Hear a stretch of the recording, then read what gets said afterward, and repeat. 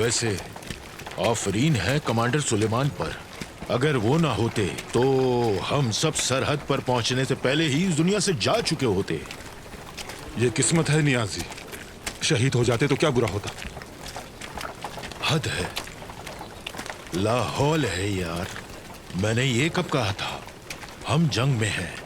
जब हम जीत सकते हैं तो फिर हारने का सोचे ही क्यों? और तुम्हें लगता है मैं शहादत से डरता हूं?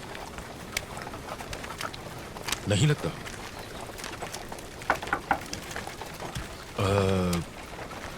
मेरे भाई, मेरी बातों से परेशान मत होना। दरअसल मेरे पास अकल तो है लेकिन आधी है। अक्लमंद आदमी जानता है पर बोलता नहीं, और इस जैसा आधी अकल वाला आदमी कुछ नहीं जानता मगर फिर भी बोलता है। हाँ तो मेरे दोस्त, तुम अर्जुरुम से कहाँ से हो? अशकाले से हूँ मैं। तो वहां तो तुम्हारा खानदान भी होगा। बिल्कुल है भाई। ये देखे मेरा बच्चा, अल्लाह महफूज रखे। और साथ में मेरी ज़ौजा। जंग में आने से कबल मैं इन दोनों को अपने बाबा के हवाले कराया। अल्लाह इसको हमेशा खुश रखे। मेरा भी एक बच्चा इसकी तरह है। मेरा अल्लाह एक बार और हमें उन्हें देखने का मौका अता फरमाए। आमीन मेरे भाई, अल्लाह हमारी हिफाजत फरमाए। अब तुम ये सब मत सोचो, जब तुम बिल्कुल ठीक होकर वापस जाओगे तब उनसे मिलोगे इंशाअल्लाह।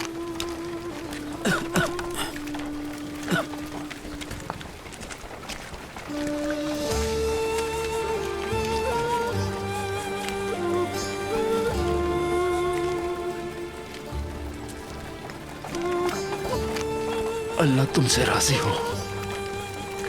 सबसे राजी हो।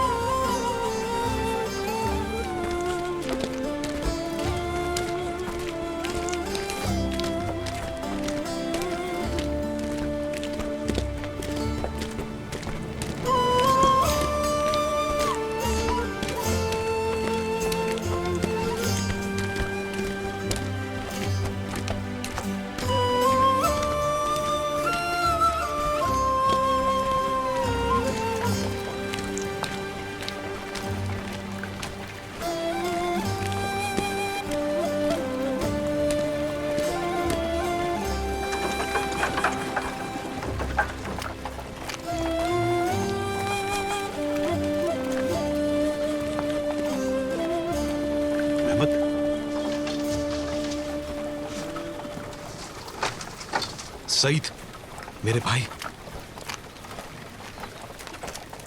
तुम्हारी टांग कैसी है? अब काफी बेहतर है। मजीद बेहतर हो जाएगी इंशाल्लाह। तुम्हें फिक्र करने की कोई जरूरत नहीं। अच्छा मेहमद। हाँ। काश बाबा भी कल हमें महाज पर जंग करते देखें। फिक्र मत करो सईद, बाबा ने हमें दिल की आंख से जरूर देखा होगा। वो ईमान की नूर से मसरूर हो गए होंगे।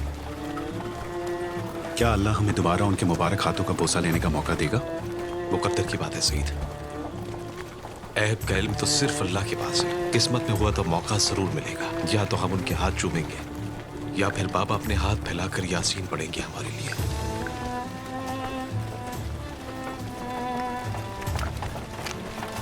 अच्छा मैं चलता हूँ मेरे भाई। ठीक है मेरे भाई, अपना ख्याल रखना।